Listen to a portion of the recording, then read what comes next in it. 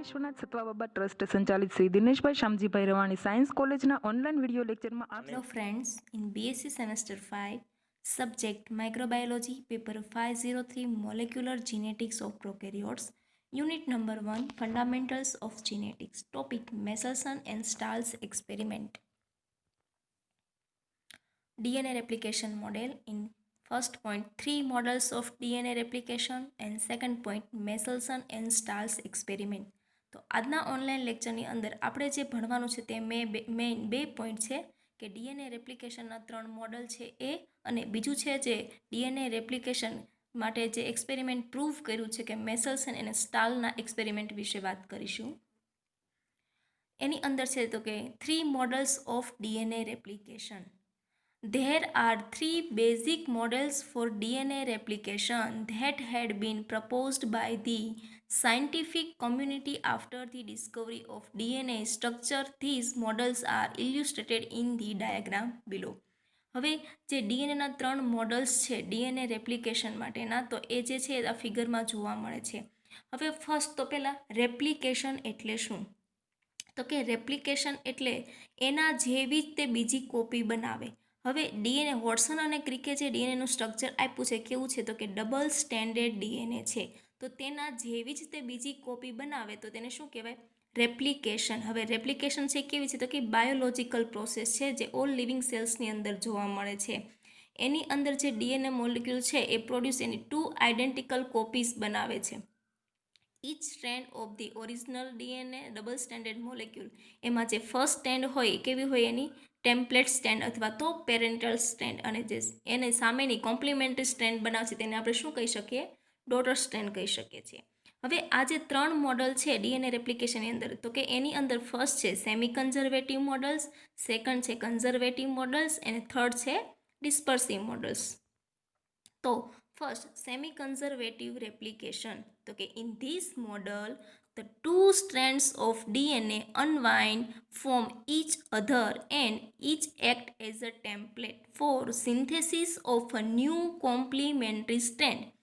This result in 2 DNA molecules with one original strand and one new strand. તો આની અંદર શું કહેવા માંગે છે તો એ જોશું આપણે કે જનરલી જે ડીએનએ છે એ કેવું છે? ફર્સ્ટ સેમી કન્ઝર્વેટિવ મોડલ્સની અંદર ડબલ સ્ટેન્ડર્ડ ડીએનએ છે. એમાં શું કહેવાય છે કે 2 strands of DNA unwind form. Unwind એટલે શું થાય કે બંને જે આખી ડબલ સ્ટેન્ડર્ડ હેલિક્સથી જે જોઈન્ટ થયેલી છે હાઇડ્રોજન બોન્ડથી જોડાયેલી તે શું થશે? અનવાઇન્ડ થશે. each other and each act as a template. તો આમાંથી જે છે એ બંને સ્ટ્રેન્ડ છે છૂટી પડશે તો શું થશે કે બંને છે એઝ અ ટેમ્પલેટ યુઝ થશે. હવે ટેમ્પલેટ એટલે શું? તો કે ટેમ્પલેટનો મિનિંગ થાય જેવી રીતે આપણે જોઈએ તો કે જે છે એ પ્રિન્ટર, તો કે આપણે જે પ્રિન્ટરમાં શું કામ કરે છે, પ્રિન્ટરનું વર્ક શું છે તો કે એ જે છે જે આપણે કોપી કરવી છે એ કોપી માટેનું જે પેજ મૂકે છે એના જેવી જ બીજી કોપી આપણને એ મશીનમાં પ્રિન્ટ થઈને નીકળે છે. તો જે મેઇન ફર્સ્ટ જે કોપી મૂકી છે એ કેવી કહેવાય? As a template. તો કે એનો આપણે ટેમ્પલેટ કહી શકીએ છીએ. જ્યારે સેકન્ડ જે કોપી આપણને જે એમાંથી બહાર આવે છે મળે છે એ કેવી થઈ? એના માટે ડોટર અથવા તો એની complimentary strand, a template for synthesis of new complementary strand. These result in 2 DNA molecule with one original strand and one new strand. એટલે હવે એની અંદર જોવા મળશે કે આ જે છે એની અંદર શું થશે કે હવે જે એ ડબલ સ્ટેન્ડર્ડ ડીએનએ છે એની ફર્ધર એની જે બે સ્ટ્રેન્ડ છે પેરેન્ટલ સ્ટ્રેન્ડ છે એમાંથી બંને સ્ટ્રેન્ડ છે અનવાઇન્ડ થશે. તો એક જે સ્ટ્રેન્ડ છે એ કેવી થશે તો કે પેરેન્ટલ સ્ટ્રેન્ડ બનશે, એની સામે જ એની કોમ્પ્લિમેન્ટરી સ્ટ્રેન્ડ બનશે બીજી સામે. એવી જ રીતે ફર્ધર બીજી જે પેરેન્ટલ સ્ટ્રેન્ડ છે એની સામે એની કોમ્પ્લિમેન્ટરી સ્ટ્રેન્ડ બનશે. હવે એનું ફર્ધર રેપ્લિકેશન કરવામાં આવશે ત્યારે શું જોવા મળશે એની અંદર તો કે એની અંદર જે 2 DNA molecules with one original strand and one new strand. તો આ જોવા મળે છે કે one original strand and one new strand. Second છે કે conservative replication. In this model, DNA replication results in one molecule that consists of both original DNA strand and another molecules that consist of 2 new strand. એની અંદર શું થશે કે જ્યારે replication થશે ત્યારે શું થશે કે એક જે જોવા મળે છે આખું ડબલ સ્ટ્રેન્ડ એની અંદર કેવી છે બંને સ્ટ્રેન્ડ છે કેવી છે તો કે ઓરિજિનલ ડીએનએ હશે, જ્યારે બીજી જે મોલેક્યુલ છે another molecules that consist of new strand, એટલે કે જે સામે સામે કોમ્પ્લિમેન્ટરી સ્ટ્રેન્ડ બની છે કેવી હશે, બંને ન્યૂ હશે, એમાં પેરેન્ટલ સ્ટ્રેન્ડ જોવા મળશે નહીં. થર્ડ છે ડિસ્પર્સિવ રેપ્લિકેશન, તો કે in this model DNA replication results in two DNA molecules that are mixture or hybrid or of parental and daughter DNA. In this model, each individual strand is patchwork of original new DNA. તો આની અંદર શું છે, ડિસ્પર્સિવની અંદર શું થશે કે એક જે એની પેરેન્ટલ સ્ટ્રેન્ડ અથવા તો જે હાઇબ્રિડ સ્ટ્રેન્ડ એટલે શું થશે એની અંદર, તો કે મિક્સચર હશે, એની અંદર તમને પેરેન્ટલ અને ડોટર સ્ટ્રેન્ડ છે બંને જોવા મળશે.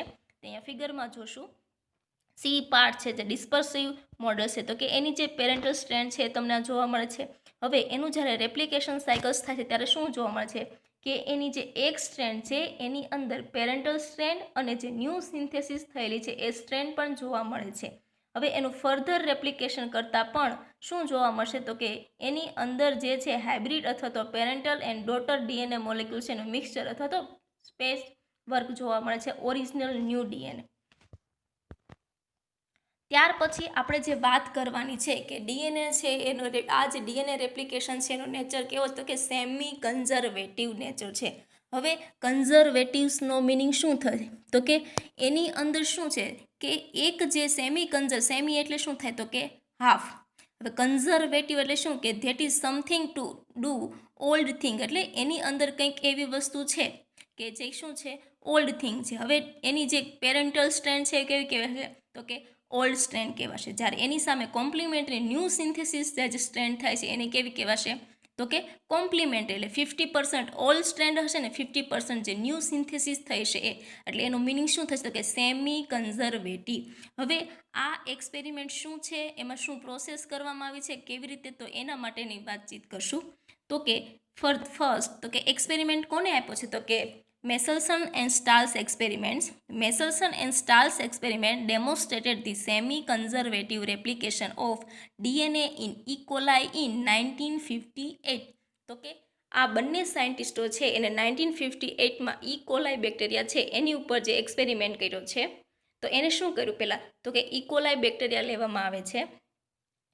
They grow E. coli cells in medium in which the sole nitrogen source was nitrogen 15 labeled ammonium chloride.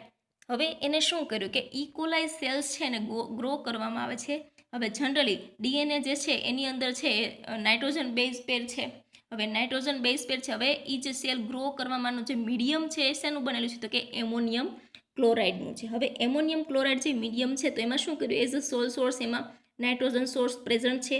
હવે એ જે નાઇટ્રોજન સોર્સ છે એમાં શું કર્યું, તો કે હેવી નાઇટ્રોજન આઇસોટોપ્સ એને પ્રોવાઈડ કરે છે.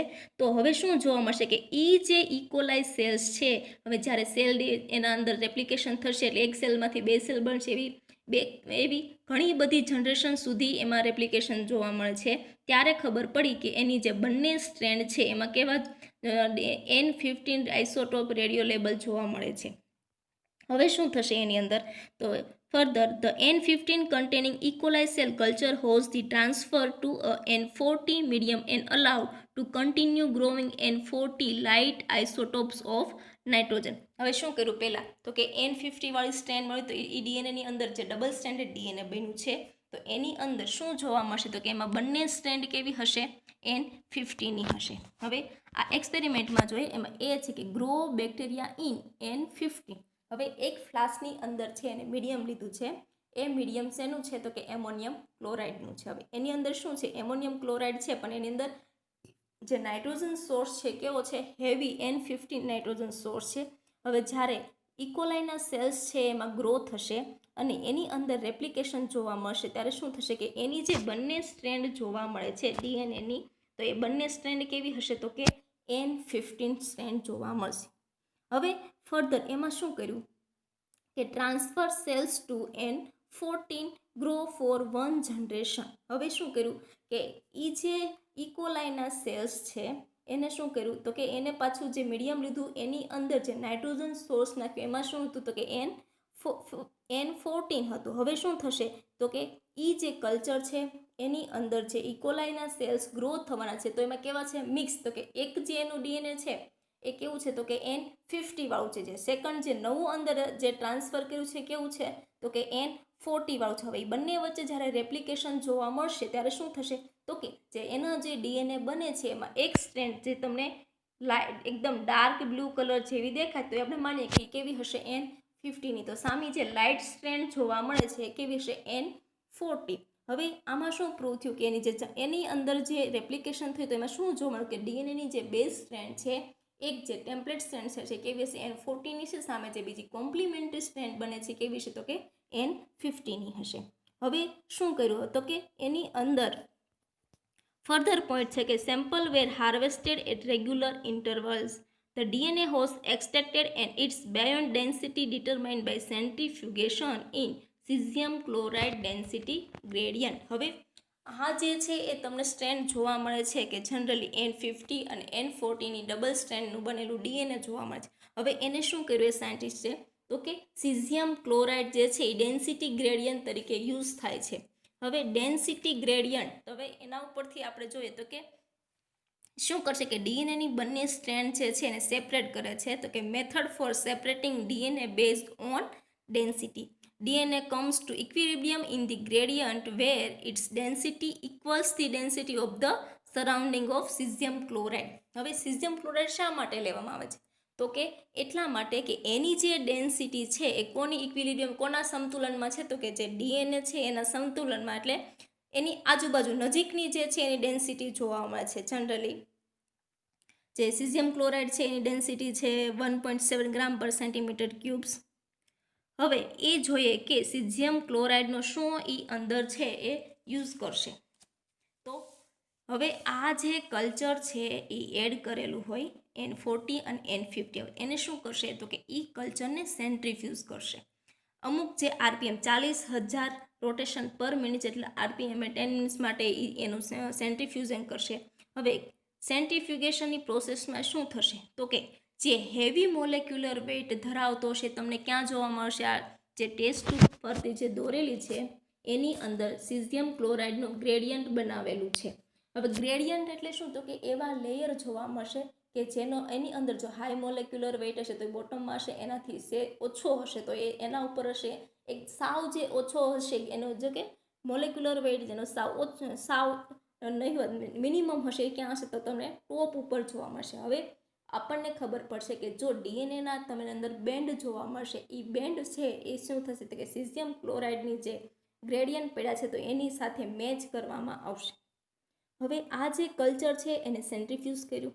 સેન્ટ્રીફ્યુઝ કર્યા પછી તમને જોવા મળશે કે જો ફર્સ્ટ જે હતું કે grow of bacteria in N15 તો એની અંદર શું થશે તો કે એની અંદર જે છે એ N15 heavy DNA nitrogen source છે તો એના જે બેન્ડ છે એ આપણને ક્યાં જોવા મળશે તો કે બોટમ પોર્શનમાં જોવા મળશે. જ્યારે N50 અને N40 જે બંને કોમ્પ્લિમેન્ટરી સ્ટ્રેન્ડ જોવા મળે તો કે હાઇબ્રિડ જે જોવા મળે છે તો એ તમને ક્યાં જોવા મળશે તો કે મિડલ પોર્શનની અંદર જોવા મળશે. હવે થર્ડ પોઝિશનમાં જે છે કે grow for second generation of N14 તો એમાં શું થશે તો કે ફરી પાછું જે એની જે સેકન્ડ જનરેશનમાં જે ડીએનએ સ્ટ્રેન્ડ જોવા મળે એમાં પણ શું જોવા મળ્યું કે હાફ પેરેન્ટલ સ્ટ્રેન્ડ અને એન હાફ સામે એની કોમ્પ્લિમેન્ટરી એટલે N50 અને N40 સ્ટ્રેન્ડ. હવે એ શું થશે તો કે લાઇટ ડીએનએ છે ક્યાં જોવા મળશે ટોપ ઉપર જોવા મળશે, જ્યારે હેવી મોલેક્યુલર વેઇટ N50 છે તો એ ક્યાં જોવા મળશે તો કે બોટમમાં જોવા મળશે. ત્યારબાદ છે the isolated DNA saw a single band in the density gradient midway between the light and heavy DNA bands. After two generations in the N40 medium, the isolated DNA exhibit two bands, one with a density equal to light DNA and the other with density equal to that the hybrid DNA observed after one generation.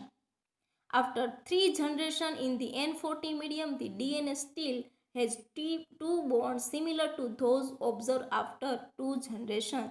Thus, the results were those expected from the semi-conservative replication of hypothesis. શું આમાંથી prove થયું કે એની first generation કે second generation કે third generation જ્યારે ડીએનએનું replication છે એ કેવી ટાઈપનું છે તો કે સેમી કન્ઝર્વેટિવ છે. એટલે શું થશે કે જ્યારે એની અંદર એક ઓલ્ડ સ્ટ્રેન્ડ જોવા મળશે, સામે તમને ન્યૂ સિન્થેસાઇઝ એવી કોમ્પ્લિમેન્ટરી સ્ટ્રેન્ડ જોવા મળશે. હવે મેસેલ્સન અને સ્ટાલ એક્સપેરિમેન્ટ પરથી પ્રૂફ થયું કે ડીએનએનું રેપ્લિકેશન છે કેવું જોવા મળતું કે સેમી કન્ઝર્વેટિવ છે. હવે આગળના લેક્ચરમાં આપણે વાત કરીશું કે ડીએનએ રેપ્લિકેશનની મિકેનિઝમ, એન્ઝાઇમ કયા કયા યુઝ થાય છે, અથવા તો એની અંદર જે એન્ઝાઇમ છે એ કયા એન્ઝાઇમ ક્યાં વર્ક કરશે તેના વિશેની વાત આપણે આગળના લેક્ચરમાં ભણીશું. Thank you.